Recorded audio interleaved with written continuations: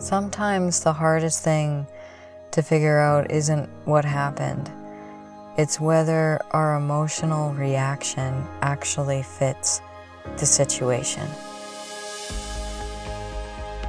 Hi, I'm Scarlett Classic, and welcome to Classic Advice, a mental health podcast offering guidance for resilient souls, anchoring calm amid the chaos.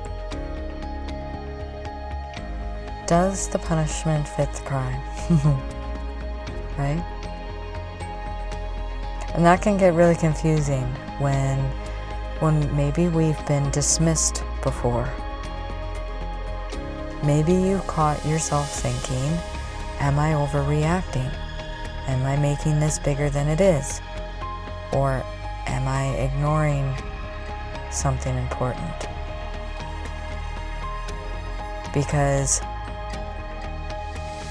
the truth is I overreact sometimes, and I've been told this, or I've been dismissed before. I've been all of those things that I just said.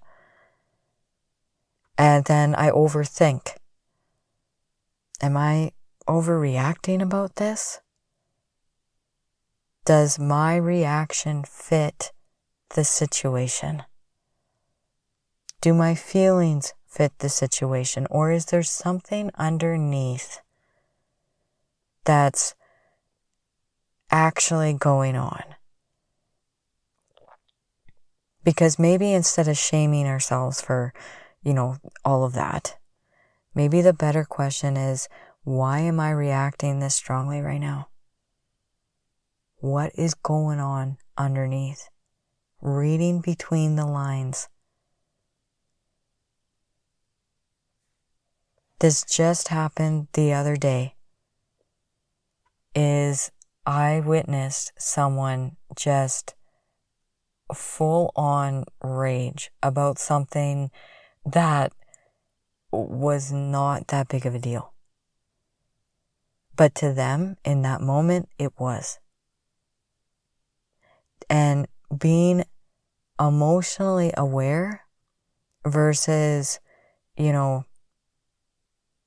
emotionally dismissed. Because there's a big difference between acknowledging that your emotions are heightened and completely invalidating your own feelings. One of those will lead to growth, and one of those is like self-abandonment. Our feelings and our emotions are there trying to communicate and tell us something. They're there for a reason. Fear is in us of, say, cougars or bears in the wild, because instinct is there telling us that we better be careful because that animal's a lot stronger than we are. And if we're not mindful of it and respect it and stay away, then we might become lunch. Or, whatever animal you got over where you are. Elephant or, what else? Tigers or whatever, right? An animal that could do you in. Anger is there telling us that some injustice is happening and we're angry about it. Emotions are there telling you something. Sadness, grief. When you're sad about losing someone, you miss them. You miss their laugh and their smile and their giggle and all of that. It's telling you something that you love them so much. Emotions tell us something. So if we completely don't even validate our own feelings, but we can ask ourselves to,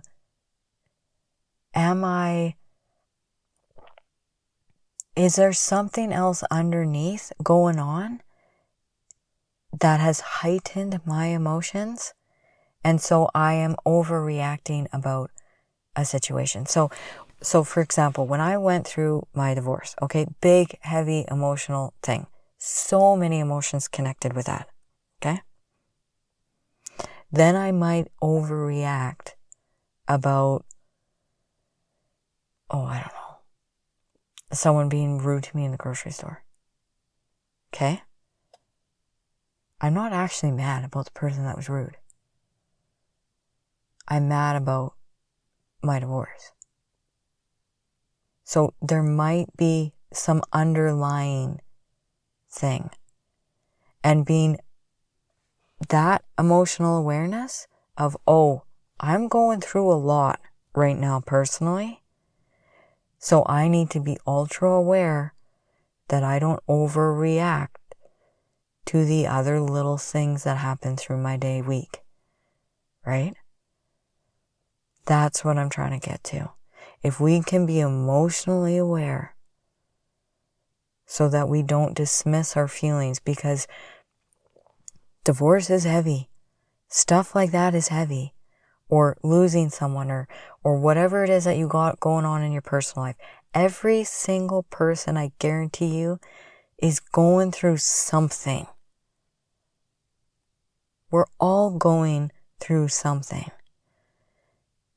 So being aware of where you are in that area so that we can not overreact to the other things in our life that are going on. So some of the things that we can ask ourselves is, when we're going through hard times like this, is how much sleep am I getting? When we overreact about something, how much sleep have you been getting lately? Because that will really affect my mood. Have I been eating right? Did I forget to eat lunch? That'll affect your mood. That'll make you overreact about things. Being overwhelmed or approaching burnout, having something else big going on in your life. All of those things can build up underneath the surface, and then boom, we explode about whatever. Little things. And this can be very hard to self-diagnose too. So one of the things that can help is if you bounce ideas off with someone that you trust. So for me, that would be my husband. Am I overreacting about this? Am I doing... Because he knows everything that's going on with me. So, or my coach, both of them. I'll bounce ideas out like, am I overreacting about this? Oh, no, okay. Or yes, okay, well, I better fix that. Because not to bounce ideas off of them because you want permission to feel, or I want permission to feel, but because sometimes that outside perspective will bring a lot of clarity. Because their emotions might not be heightened like mine, especially my coach, right? Because he's not he's very an objective third party to my life, right? Whereas my husband lives my day to day, so he knows, all the ins and outs basically, but we'll have more of a subjective, if that makes sense. So it's good to have those two people to bounce ideas off of so that I can get clarity on where I'm sitting on that emotional scale to see, well, maybe I am overreacting about something. Maybe I need to dial it back. And our self-awareness will grow a lot faster when we're just honest with who we are and able to get that feedback from someone that we trust. Not sit in the shame. There's nothing, getting that awareness and someone telling you you're overreacting. If we're in a lot of intense emotions in that moment, that it's a hard thing to hear. But it's not a hit against you personally. That's just giving you a little bit of clarity so that you can maybe take a moment to let your emotions come back down, get anchored so that you can come back down and be calm. And sometimes emotions just need time. That wave needs time to pass before emotions settle down. But having that awareness so that we can stop hiding behind, well, that's just how I am. That's just, and you can, put a label on it. Oh, that's just me. That's just how I am. I can't change that. We can. Is it hard? Yeah, but we can. We can become way more self-aware. And when we are really aware of all of these different aspects, then we start to see them in other people as well. And the other day I was talking to someone and they were so upset with someone because of what they did and different things. And I told them, I said, I understand your frustration. I said, I'm upset too. However, I feel more sad than I do angry at them because I see all the mental health issues that are lying underneath the surface of every single action. It doesn't make anything that they did right. No, but it makes me sad because I see all of these different things. Saying that's just how I am and I can't change. Maybe the healthier question would be, how do I get better at regulating this? Okay, I overreact about things sometimes. Now what? How can I regulate this? Because we're not perfect and it's not going to happen overnight.